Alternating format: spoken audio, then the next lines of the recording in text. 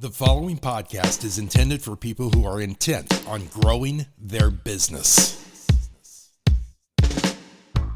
And welcome to Innovate Marketing, where we are bringing you interviews with the people that are making waves in the world of marketing, branding, and business growth. I'm your host, Sean P. Neal, and we are brought to you by mypodcast.media. So if you're a brand and you're considering podcasting or even revamping an existing podcast, make sure you visit mypodcast.media. Now, we've got a great show for you today, so without further ado, let's get into it.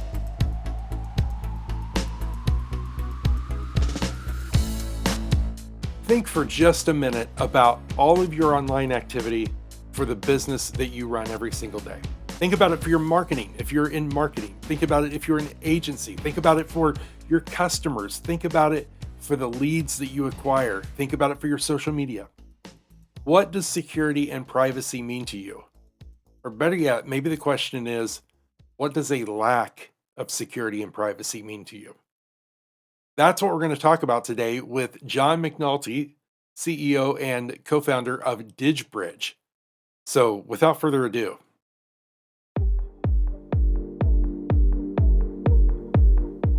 John McNulty's career began with the Gillette company, where he ultimately had national responsibility for Gillette's most important global account, Walmart. After Gillette, John served in senior leadership positions, including serving as president of MacGregor Golf Worldwide, senior vice president of Brunswick, vice president general manager of Kodak, vice president of Wilson Sporting Goods, and director of national accounts at Alberto Culver.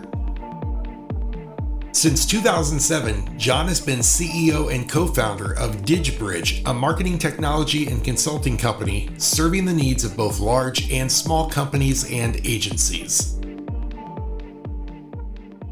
you think the average person that's using a device right now at this minute is aware of the things that are going on around them? Like what is the level of awareness out there for the average person? That's a great question. Because it's beginning to improve, okay? But I would say overall people are not aware of what the public internet really is. You know, from the DNA of the public internet, it was always meant to be mineable and shareable. That's the DNA of it. It's not telecom. Like your cell phone and your home phone, that's a different medium. That was never really meant to be mineable. And there was very strong laws put in place early on, by the telecom industry and the FCC to make sure this is not mineable. I mean, unless you want to go get court-ordered subpoenas and wiretaps and all that stuff, right? So along comes the public internet. It's a medium of communication, but the DNA of it from day one was meant for it to be mineable and shareable.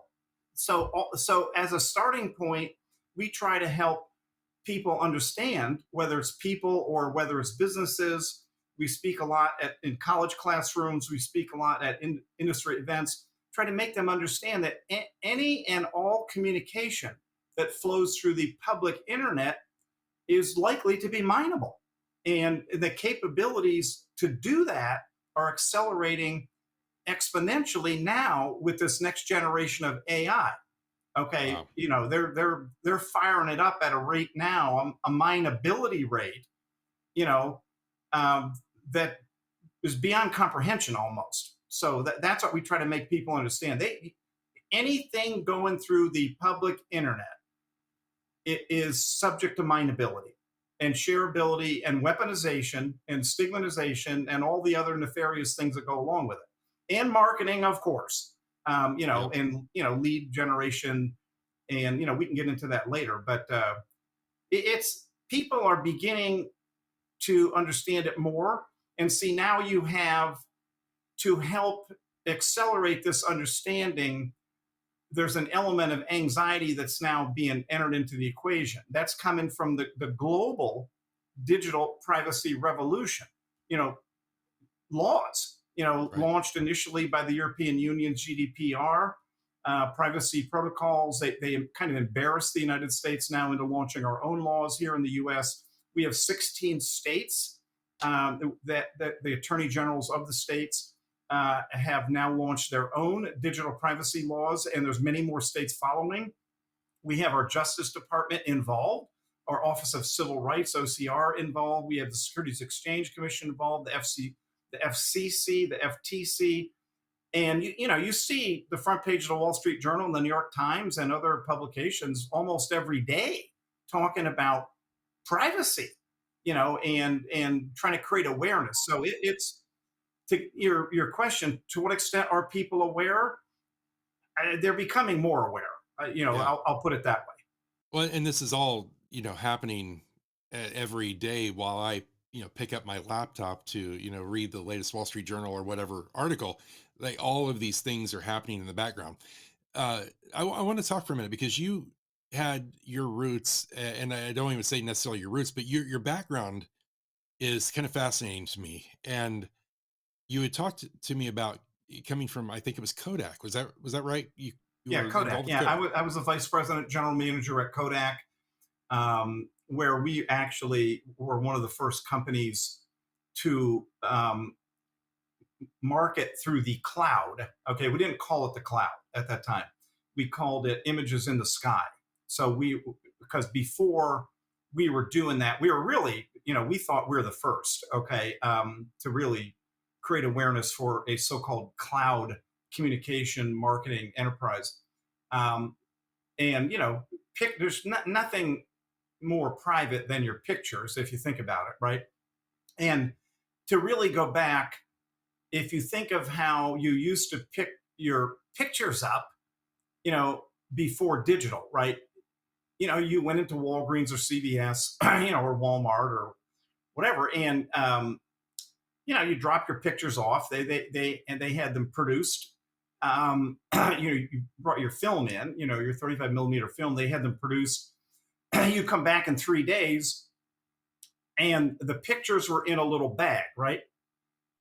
And beside your pictures, there's your neighbor's pictures. So think about that. And you can Yeah. look right down and you can see the name on the little bag, your neighbor's pictures, right? So what people have started to do is they're looking through their neighbor's pictures. And so then it became a big privacy concern. And as we moved into the cloud, we're like, man, this is a good way to increase the privacy of these pictures, so they're not sitting out there in public at Walgreens or CVS or Walmart and so forth. So, but see, then that ushered in a new set of challenges because now you're in the public internet, right? Now the public internet's coming along, everything is shareable, mineable. So now a whole set of new challenges arises, like how do we keep that data private? Now, at that point in time, nobody's even really thinking about this. Okay, but we began to think about it. Okay, and then as I got further in my career in marketing, I'm the channel digital marketing. The whole game of that is we use a word called REAR. It's an acronym REAR.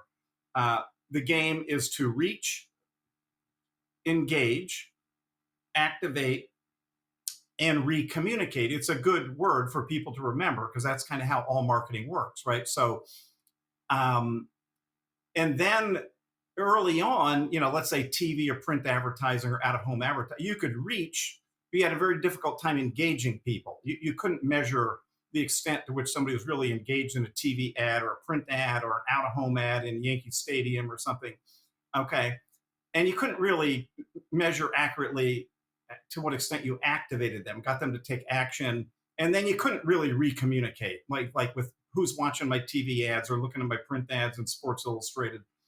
So then as the internet marketing evolved, right? Internet marketing now comes along and it begins to solve that problem, which is what caused it to explode.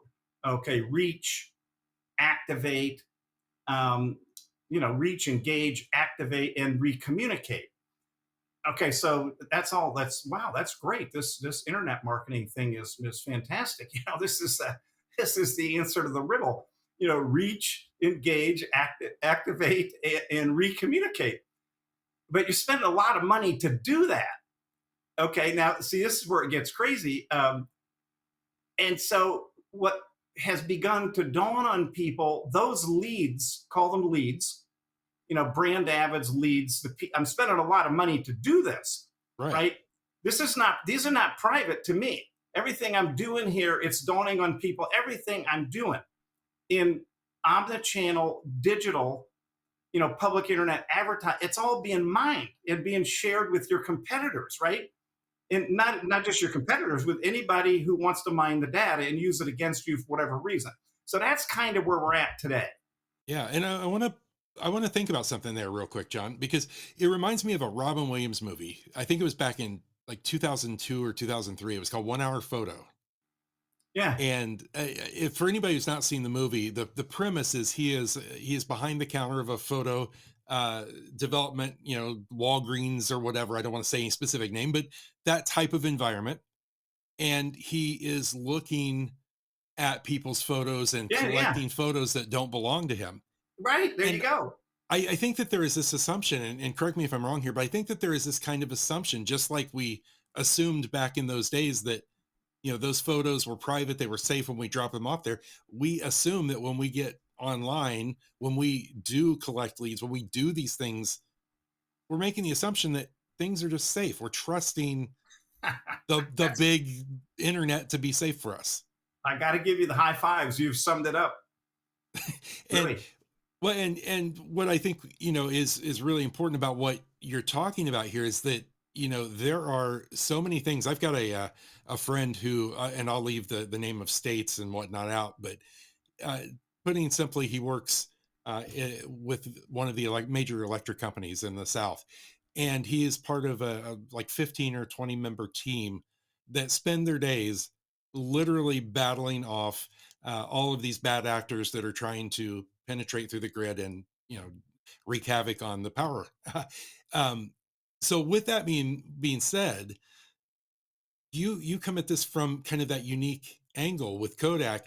How do you kind of bridge that gap as bring those lessons that we learned early on in the early onset of the internet, 2008, when social media, how do you bridge that gap to where we are finding ourselves right now, the average marketer out there that is doing the good work of trying to just collect the leads, reach out, the engage and re-engage. How do you bridge that gap for somebody? Because we're not thinking about that. Now, people, no, your analogy is perfect about, trust, right? The trust that existed, 20 years ago with how you took pictures, right? And Right. you went into Walgreens and dropped them off, and they ended up at, the prints were in the little bag, and it sits there on a wide open table with 100 other little bags, and all the people in your neighborhood, right? And people, they didn't give it a second thought until all of a sudden, like the movie that you're talking about comes out, and other people start to ask questions, and Right. they're like, "Wait a second, I'm not sure if this is private here," right? So that's kind of where we're at. That's a great analogy. That's kind of where we're at with the public internet marketing now, right? So you got to bring awareness to it, or people are not going to do anything about it, right? But what Exactly. we try to tell people, a lot of it, the root cause of a lot of the privacy is all the tracker codes that are embedded on all the web pages, right? And that's really the root cause. And what we try to show people and explain to you don't have to have those tracker codes there. And it's not like fundamentally essential to have them. They serve a certain purpose, right? But if I'm watching, I mean, I'm gonna give you an analogy, right? Because I've done a lot of background in TV advertising and print and radio and all form, digital and you name it, right? With big companies, the Gillettes of the world and Procter and Gamble's, Unilever, Wilson Sporting Goods, where the marketing departments would report to me, and I'd have to manage the budgets, right? So I've got to worry about all this stuff. And so a lot of it's ROI. You're looking for ROI per touch point. Like I want to know the ROI for every print ad. I want to every TV ad, every out of home ad in an airport, train station, everything. I want to measure everything, right? And I want relationships with consumers. That's what I want, or B2B. So that's what I'm paying for. So but see, when you watch a TV ad, I'll give you a simple analogy that's completely unnecessary. when we talk to, like even pharma companies, or BMW, Mercedes, they run a print ad or they run a TV ad, right? And on the bottom of the TV ad, go to our website or follow us on social media, right? You see it all the time. Well, okay, the consumer has already found you. They found you, okay? They're not searching for it. They found you. They're staring at your print ad. They're staring at your TV ad. They're staring at your out-of-home ad. They have found you. That's a lead. That's very valuable. You paid a lot of money for it. Why do you want to share that lead with the public internet? Why do you want to do that? So that all of your competitors or bad guys now have the same lead. They can recommunicate with that same person that you paid a lot of money to reach, right? See, it's kind of illogical. There's a great movie that I often use as an analogy here.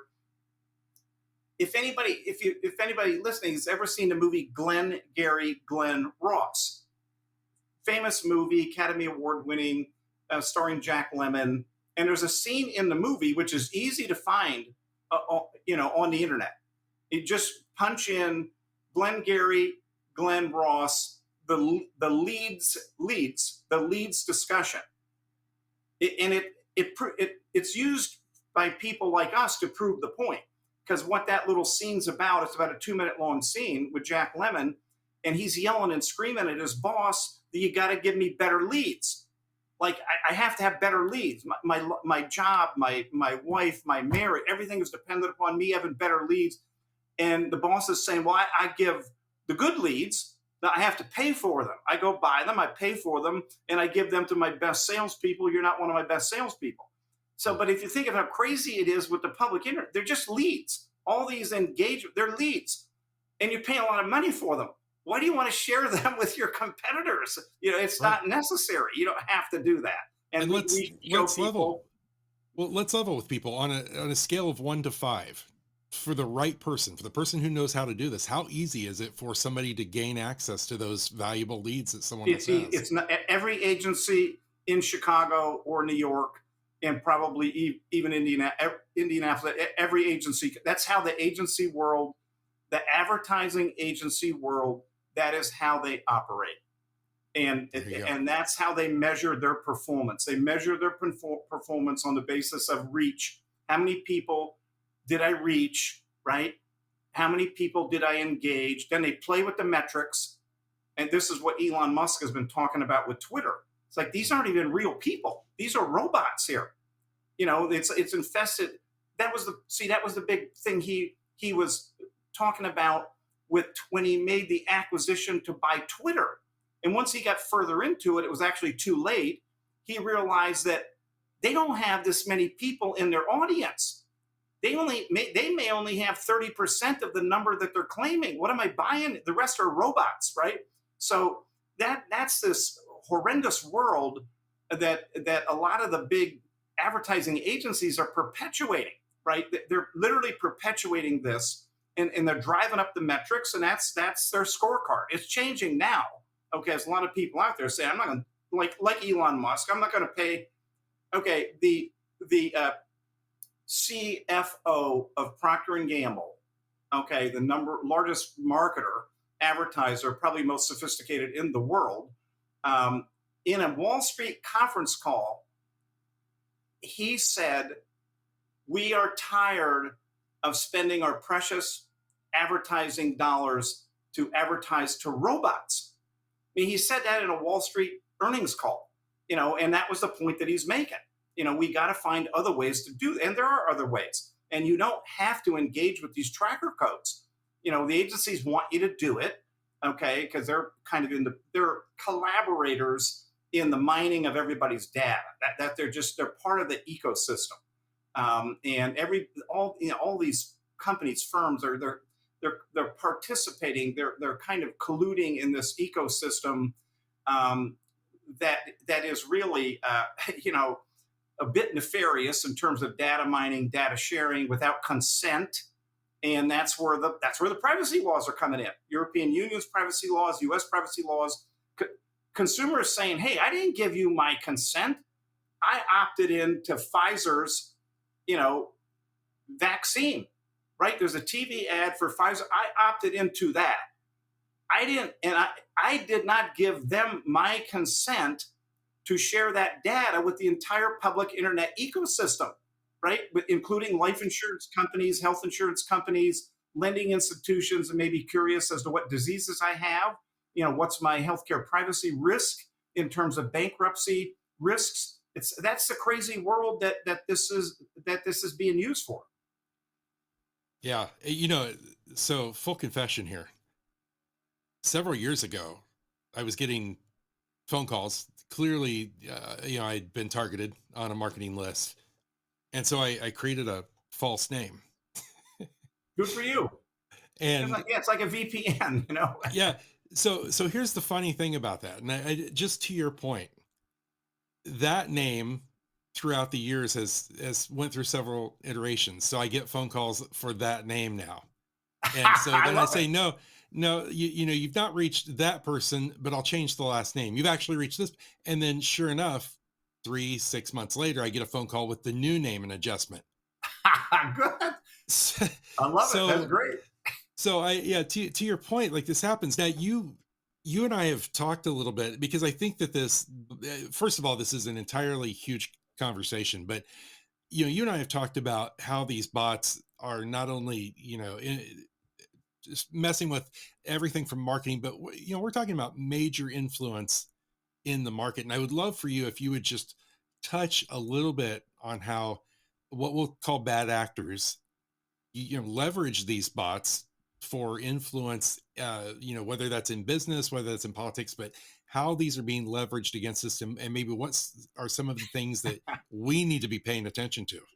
Well, I tell you what, you're into a big thing now, what you've just talked about. Yeah. Because everybody thinks it's just about advertising.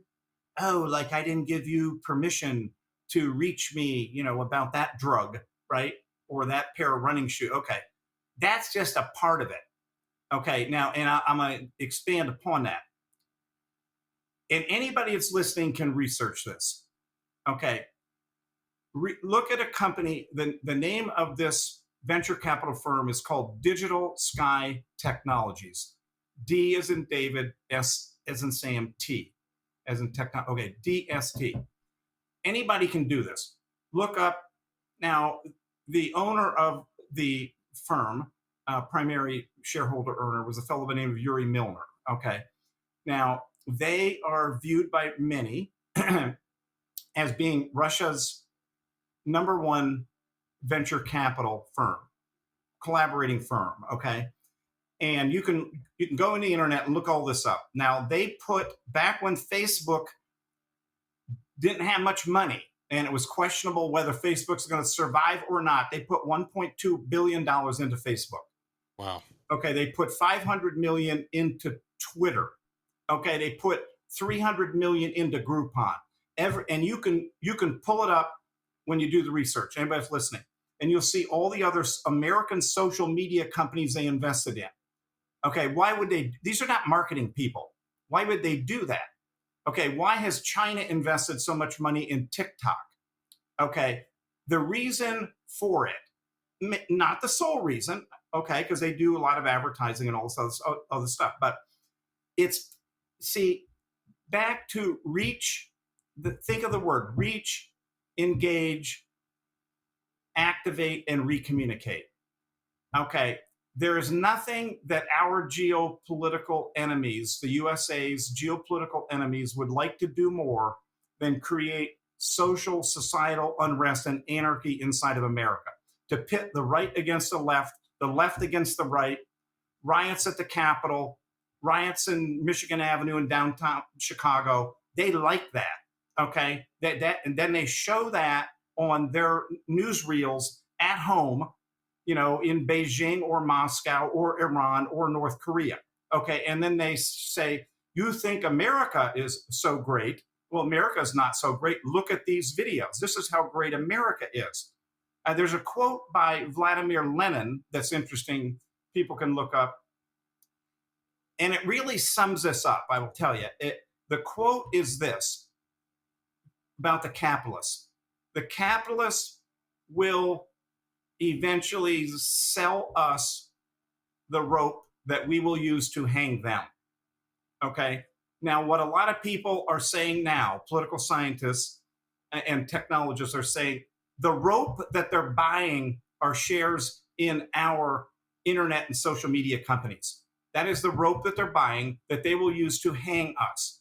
So every time I see the riots in the streets in America and the storming of the Capitol and all this other chaos, smash and grabs and all this stuff in downtown San Francisco, I think of that quote. And if you read the root cause, these are being coordinated for the most part on social media. Okay, social media. And back to what I said a minute ago. So why did they invest so much money, these people, in American social media companies? Okay, to me, I think, well, that's probably why. That was their dream.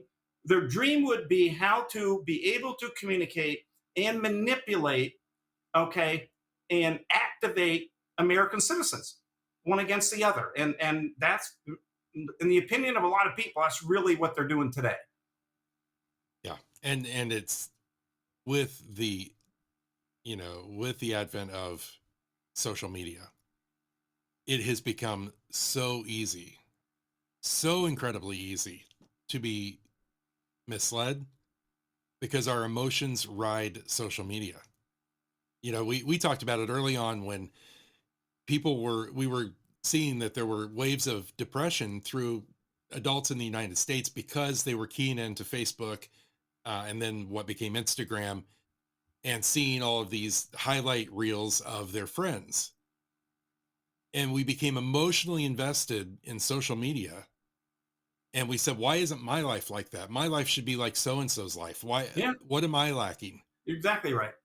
And we become emotionally invested in it. So that way, when Russian disinformation, whatever disinformation that has been put out there to act on those emotions, when that hits my feed, I'm already primed. I'm already ready to jump on it. I'm already Exactly. ready to believe it. And I love your point there. So let's kind of talk a little bit about that and kind of start to work our way to the other side of this. Now, what are some of the things when we talk about privacy laws and we talk about just, and I know this is a big can of worms to open here, but privacy laws and our own individual daily practices, whether we're in marketing, whether we're growing a business, whether we're just using the internet for our own private uses, what are some of the things that we need to be aware of and be paying attention to so that we can start to become better protected in our own use? Yeah, I mean, we tell people when we speak at events or in college classrooms, uh, don't put anything on the internet that you don't want on the scoreboard at Yankee Stadium. Okay, Well where said. you know what I mean. Just assume that it's on the scoreboard at Yankee Stadium. So before you before you say it on the internet, you know, and it makes people think. They laugh a little bit, but it makes them think. We used to say, when I was a kid in the town I lived in, we would say, our families would talk about, do not say anything in this town that you don't want on the walls of the post office. Like when you're a kid, Yes. right? Put things that get posted on the walls in the post office. They had like a series of bulletin boards there. So it's kind of the same way. We say you just have to, like, you got to be careful what you say on the internet now. And so that is the starting point. We also say, I mean, a lot of people use VPNs, virtual private networks. That will certainly help. We encourage people, even in marketing, to use SMS texting. That's something we can all do, and it's a great substitute for most of what we do on the public internet, including marketing. So Yes. I just want to talk about Didgebridge for a minute because first of all, I think for the past 30 or so minutes, everyone can really get a feel for where your area of expertise is. But now let's take us into Didgebridge and can you just tell us, in a few minutes, what it is that Didgebridge does and how you all do it there? yeah, I mean, I don't want to turn this into like a pitch for Didgebridge, and I won't do that. But we are a privacy focused marketing, communication technology, and cybersecurity, digital cybersecurity company. And that's really who we are. So we can manage entire omnichannel digital marketing campaigns. We transform all touch points.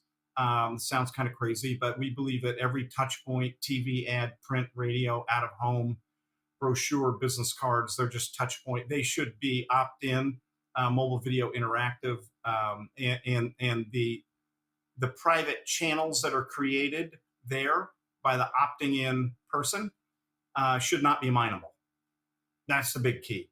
It's a lead and it should not be mineable. You should not be handing off and sharing that lead with your competitors or nefarious enemies of yours, So Absolutely. that's what we do. That's great. Well, John, I want to thank you. I have a feeling that this is only the beginning of conversations that you and I will have. These are huge topics. Today, we took a kind of a 30,000-foot view of it, but I hope that we can reconnect at some point and dive in deeper on some of these as well.